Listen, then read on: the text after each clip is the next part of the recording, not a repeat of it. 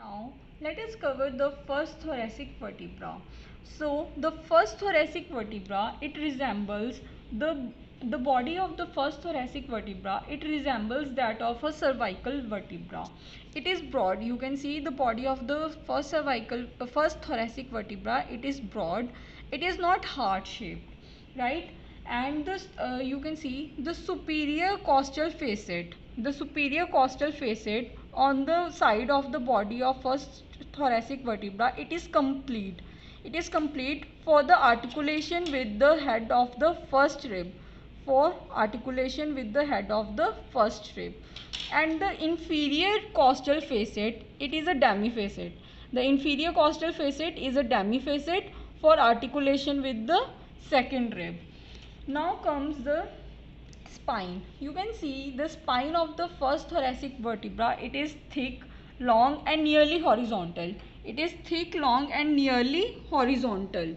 Now the superior articular, these are the superior articular processes, and this is the superior vertebral notch. The superior vertebral notches are well marked as in cervical vertebra. So this is the ninth thoracic vertebra. The ninth thoracic vertebra, it resembles a typical thoracic vertebra, except that its body has only a superior costal demifacet. The ninth thoracic vertebra has only a superior costal demifacet. The inferior costal demifacet is absent. There is no inferior costal demifacet. Only superior costal demifacet is present. Rest all the features of the ninth thoracic vertebra are same as the typical thoracic vertebra. So this is the 10th thoracic vertebra. The 10th thoracic vertebra also resembles a typical thoracic vertebra, except that its body has a single complete superior costal facet. On each side of its body. And it is extending onto the root of the pedicel.